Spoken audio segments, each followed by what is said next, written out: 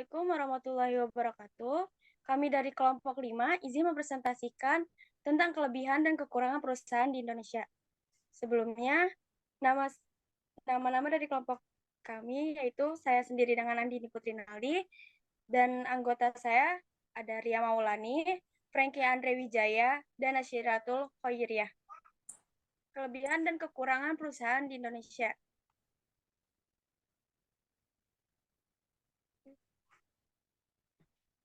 Ada beberapa keberhasilan perusahaan di Indonesia. Yang pertama, Sido Muncul dapat dibacakan oleh Nasyiratul Khoiriyah. Baik, saya akan membacakan yang pertama untuk keberhasilan perusahaan Sido Muncul. Perusahaan yang bermula dari industri jamu rumahan di Semarang pada tahun 1951 ini telah menyentuh pasar ASEAN, Hong Kong, Timur Tengah, Australia, Eropa, bahkan Afrika. Sido Muncul membawa 250 produk unggulan ke pasar global dan berhasil menjadi merek yang begitu dikenal oleh masyarakat global. Perusahaan ini mengalami proses yang panjang dalam melakukan ekspansi pasar yang mana negara-negara lain masih memandang sebelah mata dengan kehadiran obat herbal. Selanjutnya, Sido Muncul juga meraih penghargaan dari majalah Forbes. Kesuksesan Sido Muncul terus berlanjut. Perusahaan jamu tanah air mendapat penghargaan bergengsi dari majalah Forbes dalam acara Best of the Best, acara yang diadakan oleh majalah bisnis dan finansial asal Amerika Serikat itu digelar di The Ritz-Carlton Pacific Place, Jakarta.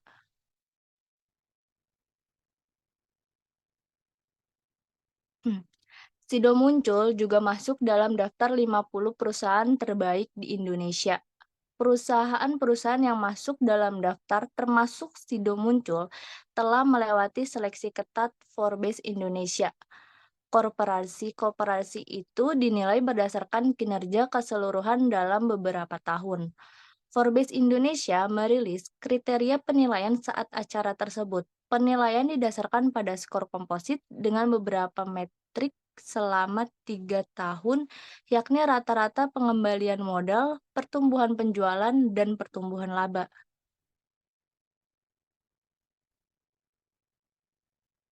Terus berinovasi. Sido Muncul berinovasi untuk terus mengantisipasi pasar masa depan sehingga Sido Muncul bisa terus eksis. Sido Muncul tahun ini akan mulai mengembangkan produk suplemen makanan yang akan diluncurkan pada akhir 2019 atau awal 2020. Sido Muncul menggunakan strategi global dalam persaingan internasionalnya. Yang kedua yaitu Apple, dibacakan Baik, oleh Ria Maulani. terima kasih Andini. Selanjutnya ada Apple. Apple berhasil dengan inovasi produk, pengalaman pengguna yang superior, dan strategi pemasaran yang kuat, memungkinkan perusahaan untuk tetap relevan dan berkembang seiring waktu.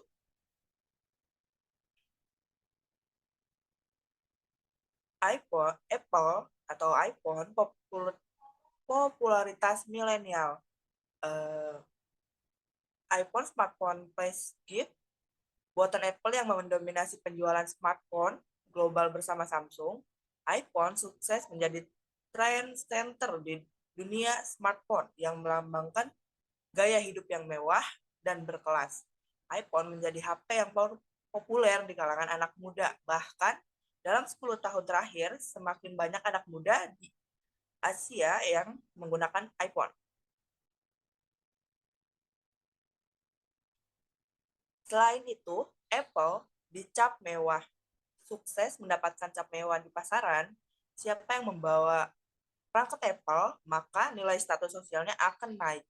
Label mewah itu membuat Apple membebankannya biaya paling tinggi iPhone ke konsumen. Caranya, Apple menaikkan harga iPhone dan menambahkan fitur-fitur baru. Misalnya, iPhone 14 Pro Max yang dijual dengan harga $1,599 atau sekitar 23,6 juta rupiah yang menawarkan fitur-fitur yang seperti layar besar, dinamik island baru, dan kamera yang lebih baik. Serta Apple juga memiliki bisnis service yang tak kalah menjanjikan, yaitu bisnis layanan servis termasuk iCloud hingga Apple Music. Pada kuartal terakhir 2022, Apple membukukan 20,8 miliar dari bisnis servis. Sebagian karena 935 juta langganan berbayar untuk layanan Apple sendiri. Selanjutnya perusahaan yang berhasil ketiga, yaitu Aqua, dapat dibacakan oleh Frankie Andre Wijaya. Perusahaan selanjutnya yaitu air minum Aqua. Ya, siapa yang nggak kenal sih sama produk yang satu ini? Air minum Aqua kan telah menjadi salah satu merek air terkemuka di Indonesia selama bertahun-tahun. Salah satu alasan keberhasilan Aqua adalah strategi pemasaran mereka yang efektif melalui iklan-iklan yang selalu menarik perhatian. Aqua telah berhasil membangun citra merek yang kuat di mata konsumen. Yang seperti yang kita tahu kalau kita mau beli air minum kemasan, pasti kan belinya ada Aqua gitu. Itu udah kayak jadi citra sendiri gitu loh dari konsumen. Selanjutnya, menawarkan produk yang berkualitas. Aqua mengklaim bahwa produk air mineral mereka berasal dari sumber mata air yang terpilih dan memiliki 3 perlindungan untuk menjaga kualitasnya. Yang pertama, Aqua berkomitmen untuk melindungi ekosistem sumber airnya. Yang kedua, Aqua juga menjaga kealamian mineral pada air mineralnya. Yang terakhir, Aqua memproses air mineral secara seksama untuk menjaga keaslian sampai ke tangan konsumen. Ya, yang selanjutnya juga menawarkan berbagai macam kemasan. Hal ini dilakukan karena Aqua menyadari bahwa setiap konsumen memiliki preferensi dan kebutuhan yang berbeda-beda dalam memilih kemasan air minum. Ada yang 300 mili, ada yang 600 mili, yang 1 liter, maupun yang galon gitu kan. Itu kan jadi mempermudah konsumen untuk memilih dia pengennya tuh pakai yang ukuran keberapa gitu, yang sesuai dengan kebutuhan masing-masing. Dan Aqua telah menawarkan kebutuhan itu. Jadi mempermudah konsumen untuk mencapainya gitu loh. Oke, jangkauan distribusi yang luas. Aqua memastikan produk mereka tersedia dan didistribusikan ke berbagai wilayah di Indonesia dengan tujuan untuk mencapai target pasar yang lebih besar. Aqua memasarkan produk mereka ke berbagai saluran distribusi termasuk toko-toko modern, minimarket, warung, kios, dan pedagang kaki lima. Dengan strategi pemasaran yang kuat dan konsisten, Aqua telah berhasil memperkuat posisinya sebagai merek air mineral yang terkemuka di Indonesia. Aqua juga terus berinovasi dan menyesuaikan diri dengan kebutuhan pasar dan tren yang berkembang, sehingga mampu mempertahankan daya tarik dan keunggulannya di pasar. Ya kan dia kalau di distributor itu dia di Jabodetabek saja dia ada sekitar 16 depo dan itu didistribusikan ke minimarket, dari minimarket bisa juga dibeli kaki lima. Dan saya sendiri juga bekerja di bagian distributor Aqua, jadi saya tahu alurnya. Yang selanjutnya, Selanjutnya terdapat PT Mayora. Mayora Indah sudah ada sejak tahun 1948, ketika sebuah keluarga keturunan Tionghoa mulai memproduksi biskuit secara rumahan di Jakarta. Kerja keras keluarga Atmaja pun berbuah hasil. Usaha rumahan tersebut berkembang dalam wadah Inbisco Group Indonesian Biscuit Company yang membangun pabrik pertamanya berkapasitas 9.000 ton biskuit per tahunnya.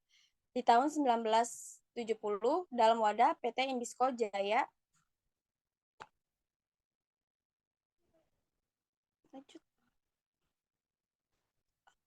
PT Mayora Indah telah membuktikan dirinya sebagai salah satu produsen makanan berkualitas tinggi dan telah mendapatkan banyak penghargaan, yaitu ada Top 5 Best Managed Companies in Indonesia dari Asia Money. Yang kedua, Top 100 Exporters Companies in Indonesia dari majalah SWA. Yang ketiga, Top 100 Public Listed Companies dari majalah Investor Indonesia. Yang keempat, Best Manufacturer of Halal Product dari Majelis Ulama Indonesia. Yang kelima, Best List Company dari Berita Satu, dan masih banyak lagi.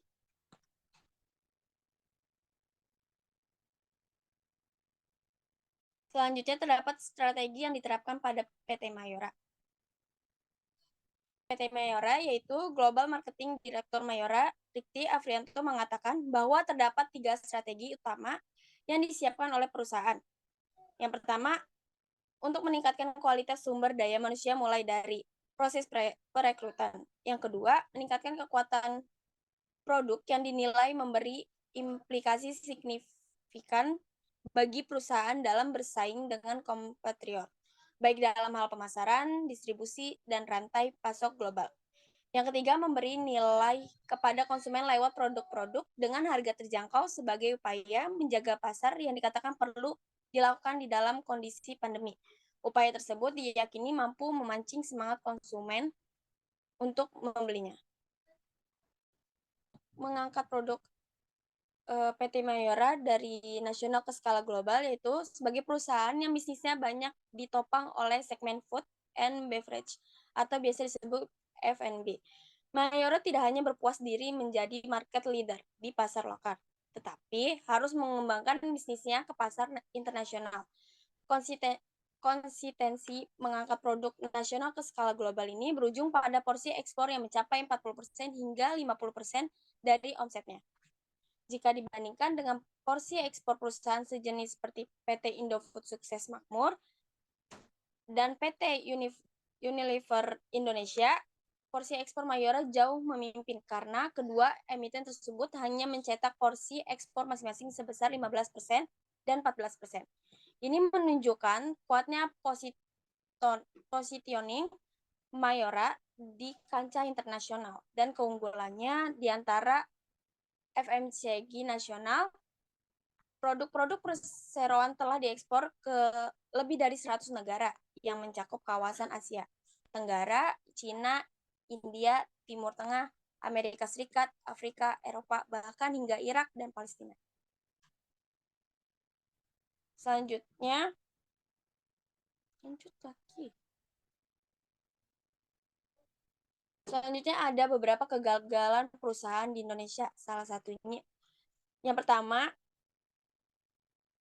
kegagalan perusahaan Toshiba dapat dibacakan oleh Nashiratul. Baik, di sini saya akan membacakan salah satu kegagalan perusahaan Indonesia, termasuk Toshiba. Internet mematikan pertumbuhan Toshiba. Orang-orang membeli komputer pesaing mereka dengan harga lebih murah secara online pada tahun 2016. Toshiba mengumumkan bahwa mereka akan berhenti memproduksi PC untuk konsumen Eropa, tetapi terus menjual komputer ke bisnis di Eropa dan Amerika.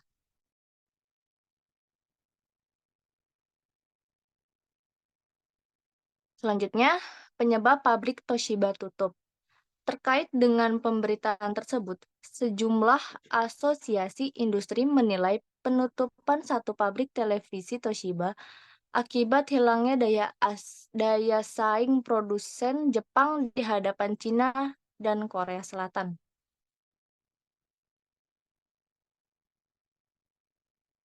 Lalu ada skandal pemalsuan laporan keuangan perusahaan di Indonesia.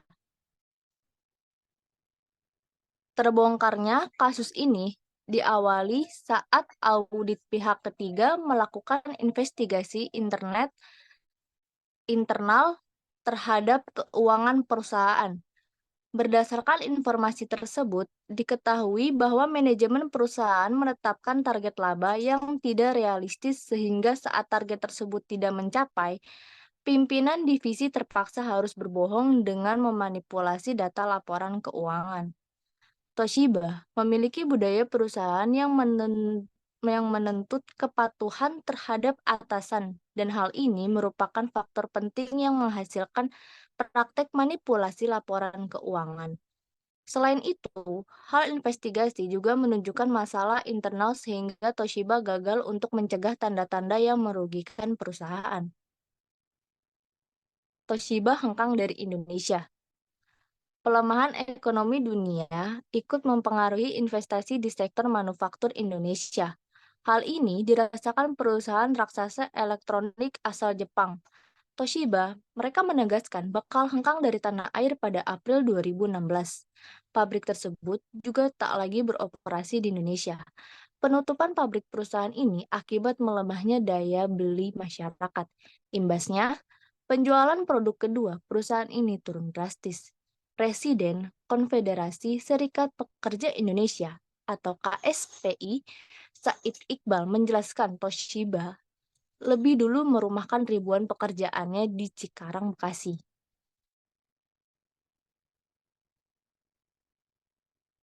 Perusahaan gagal yang kedua yaitu BlackBerry. Dapat dibacakan oleh Frankie Andre Wijaya. Ya, yang selanjutnya kita akan beralih ke perusahaan BlackBerry. Ya, BlackBerry telah mengalami kejatuhan yang secara tiba-tiba dan cepat. Salah satu kegagalannya untuk bersaing dengan kehadiran Android dan iPhone karena meremehkan keduanya. Ya, seperti yang kita pernah alami di tahun-tahun 2010-an ke bawah, itu atau 2011-an ke atas gitu ya. Itu BlackBerry kan sudah lagi hits-hitsnya, tapi sekarang sudah tidak ada. Apa lebih tepatnya sudah tidak ditemui karena sudah kalah dengan Android yang sekarang kan biasanya pakai WhatsApp ya. Dulu BlackBerry itu sempat viral banget. Ya, kemunculan Android dan iPhone. Kemun- Kemunculan Android dan iPhone nyatanya mampu menurunkan popularitas BlackBerry secara perlahan. Tahun 2011, meski menambahkan banyak fitur menarik pada sistemnya, BlackBerry mulai mengalami kemerosotan dalam penjualan. Sejak akhir tahun 2003, keadaan semakin memburuk. Penjualan BlackBerry semakin menurun secara bersama di seluruh dunia. Meskipun memiliki aplikasi BlackBerry Messenger yang berfungsi mengirimkan pesan kepada sesama pengguna BlackBerry, pada akhirnya hal tersebut tetap tidak bisa mempertahankan penjualan. BlackBerry gagal beradaptasi. Hal ini diperparah dengan BlackBerry yang gagal beradaptasi dengan sistem layar sentuh yang mulai mainstream digunakan. Di kala Android sedang berkembang pakai layar sentuh, BlackBerry masih dengan itu-itu saja, tidak berani mengembangkan fitur-fitur lainnya yang berkualitas. Itu juga sama kamera juga. Alasan itulah yang bikin BlackBerry mengalami kemunduran di pasaran, karena sistem operasinya memiliki beberapa kekurangan yang signifikan. Salah satu masalah yang hadir adalah sedikitnya aplikasi yang didapat dari BlackBerry dibandingkan dengan Android dan iPhone. Yang kita tahu kan Android bisa ada Play Store yang bisa kita install aplikasi macam-macam, nggak seperti BlackBerry dari zaman dulunya. Sama dengan iPhone yang dia ada apa tuh iStore sih. Nah, berhentinya sistem operasi BlackBerry OS.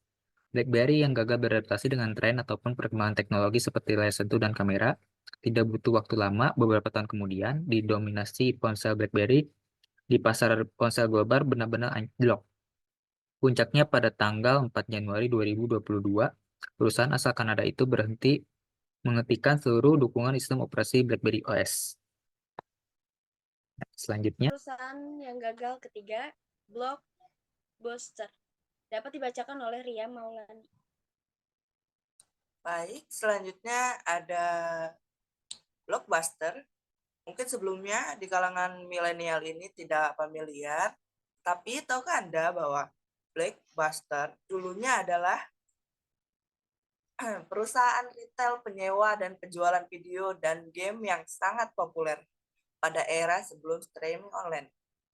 Blockbuster tidak beradaptasi dengan perubahan pasar dan teknologi dengan cepat, terpaku pada model bisnis tradisional misalnya seperti persewaan DVD, sementara persaingannya beralih ke streaming online. Lalu, Blockbuster memiliki hutang besar dan tidak mempunyai cukup uang untuk berinvestasi ke model-model inovatif yang membantunya tetap kompetitif. Sebagai bisnis fisik yang lebih dengan dari 9.000 toko, biaya operasionalnya pasti lebih tinggi dibandingkan dengan pesaing online-nya. Selain itu, perusahaan ini telah menjamin 950 juta dolar untuk membayar dividen yang mengurangi keuntungannya. Ada Netflix, Redbox, Amazon, Outer Wall, and Commerce Elson. menciptakan model bisnis yang lebih baik dan menghilangkan kebutuhan untuk masuk ke toko fisik yang untuk menyewa film atau game, sehingga merugikan pendapat dan keuntungan Blockbuster. Blockbuster gagal menciptakan pelanggan dan terlalu fokus pada perusahaan yang dibandingkan berfokus pada pelanggannya. Yang mana Blockbuster ini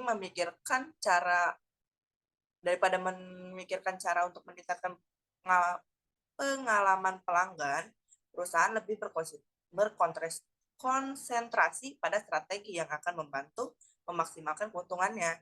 Misalnya, Blockbuster gagal meluangkan waktu untuk menganalisis bagaimana pelanggannya akan mendapat keuntungan dari penawaran Netflix dalam waktu dekat. Sebaliknya, mereka fokus pada beberapa dana yang banyak akan dibelanjakan untuk kesepakatan tersebut.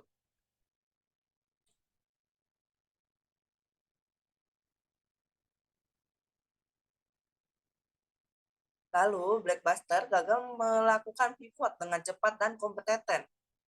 Blockbuster terlalu lambat beradaptasi dengan perubahan kebutuhan dan preferensi pelanggan.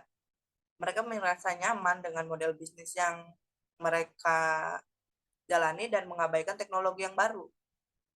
Dan ketika mereka menyadari bahwa mereka perlu mengembangkan model bisnisnya agar tetap menjadi terdepan, Netflix telah meluncurkan model berlangganan, video on demand. Model Netflix terbukti lebih nyaman dan bernilai, sehingga menarik lebih pelanggan, sehingga menyebabkan berkurangnya pangsa pasar Blockbuster. Lalu, perusahaan yang gagal keempat yaitu Tupperware. Perusahaan yang berbasis di Florida, Amerika Serikat ini mengatakan perusahaan kekurangan uang tunai dan membutuhkan uang tambahan segera. Padahal Tupperware sendiri telah dikenal sebagai raksasa dalam produk rumah tangga dengan beredar di hampir 70 negara. Para ahli ini mengatakan hal ini terjadi pada jenama perintis ketika gagal beradaptasi dengan pasar yang terus berkembang, persaingan yang brutal, dan sikap serta kebutuhan konsumen yang lebih muda.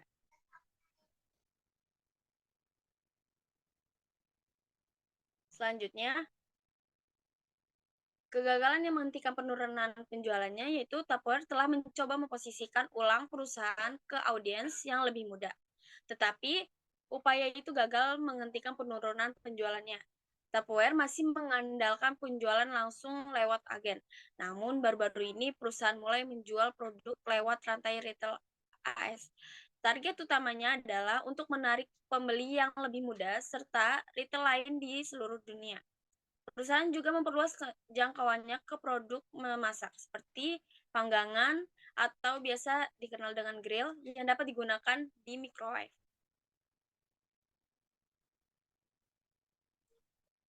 Kegagalan yang mengikuti perkembangan zaman, CEO Tupperware, Miguel Fernandez, mengatakan dia membayangkan panggangan untuk seseorang yang tinggal di apartemen di New York City. Namun, Direktur Pelaksana Retail di konsultan Global Data, Neil Saunders, mengatakan Tupperware telah gagal mengikuti perkembangan zaman dalam hal produk dan distribusinya. Neil Saunders mengatakan metode penjualan langsung ke pelanggan yang lebih mudah melalui pihak Tupperware tidak berjalan lancar. Bahkan, pelanggan yang lebih tua yang mengingat Tupperware di masa jayanya telah beralih pada produk lain yang lebih murah atau modis, yang dapat ditemui di toko-toko offline maupun online.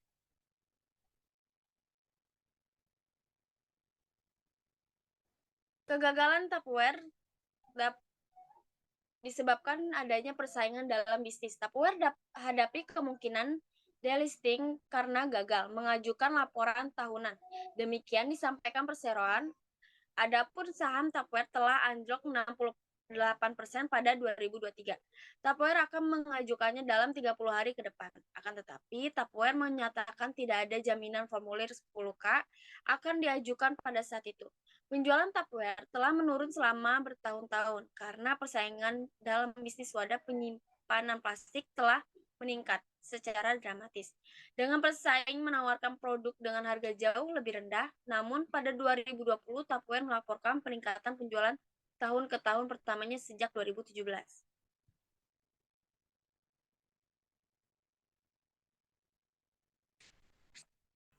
Sekian dari kelompok kami, kurang lebihnya mohon maaf. Wassalamualaikum warahmatullahi wabarakatuh.